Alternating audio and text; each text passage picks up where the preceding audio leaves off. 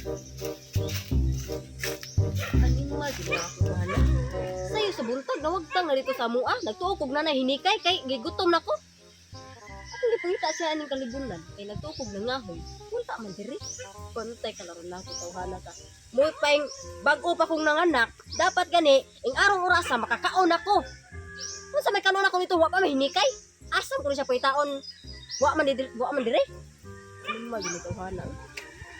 Dapat gani nga, ang kining bagong nanganak, dili pagutom-gutuman. Kay basi niya, magutuman, mabughat.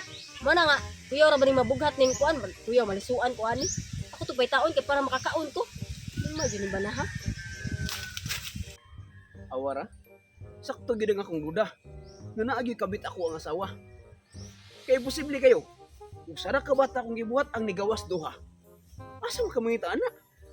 Sakto gid akong duda sa sinugdanan pa lang. Naaram lagi ka diri lagi di ay.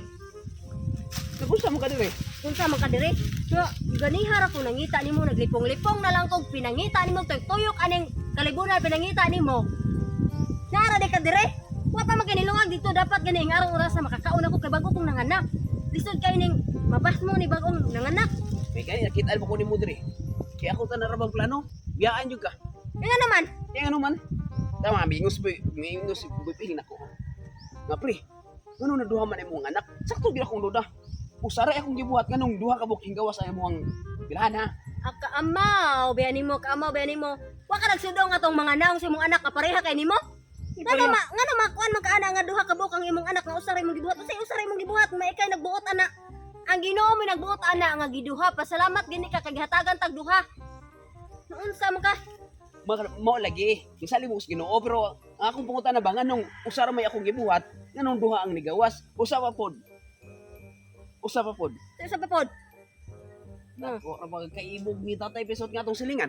Mao kabalo inig kanaog na ko sa kadlawon sa balay padong sa trabaho. Inig amar ko sa bakanan ba sige si Tatay Pesot pod ang musa ka ha. Pagsaba day, paghilom day ay. Kasi nagtuni mo na ko, patira ko ng pisot. Mag-anak di ko no ng pisot. Nga pa man ang gituli. Bisa pagwa gituli, bisa pag daghan pag tik-tik nga apil ha. Nakaanak diha po na. Animal mo ka na eh. Unsa man, ako mo'y bagong nanganak, dapat ako'y malisuan sa utok. Ngano'y kami nalisuan sa utok ron? Ha? Mas maayo pa man gani siguro nga ikaw mo'y malisuan sa utok kaysa nako. Basta bisag yun sa malisuan at susutok basta di kumuang ko na ng usa. Usa ra may akong anak kana. Usa ra akong gibuhat. Ako anang usa. Ang kanang usa nga anak nimo, paipang ko naglain og kinsa basta usa ra akong anak kana. Say ba ang kurog lain ning taon? Nga at imuha man na ang duha, nayabag man ka. Dili kumuang ko nganong duha nga usa ra may akong gibuhat. Nganong duha man ibaang ko na nimong duha. Iko ang kuno, imuha ng duha. Nganong may ingon mo to doktor? Nganong may ingon mo to doktor ha? Papangutanan ako nga dok, nganong duha man na dok? Nganong may ingon mo to doktor ha? Tanawa lang sir. Pareha magnaong nimo ang usa. Umiingon pa siya nga mo kung duha. Iyan tatos dok na tanaw lang siya pareha magnaong nimo ang duha. Alam nga, wala pa man kakita ang doktor sa usa. Kagilimpyuhan pa man. Mo na ang usa sa giingon nga naliwat nimo. Di ko mo. Ug usa pasad. Di ko mo na, di ko mo kon. Di Kani ka ingon mangkon? si boy pihin nako, di ko na ako. Na pre, di gyud na imuha pre. Usa ra gyud imuha na pre. Di ka mo angkon nga perti ganing kiyod di mo anang pagbuhat ana atong anak, ha? Perti mo kiyod bisag unsang orasa, hala bisag mao pag bulo ako na bunlot nimo anang imuha. Pansak na pod. Ya karon di ka mangkon. Di Tingayahaya nimo.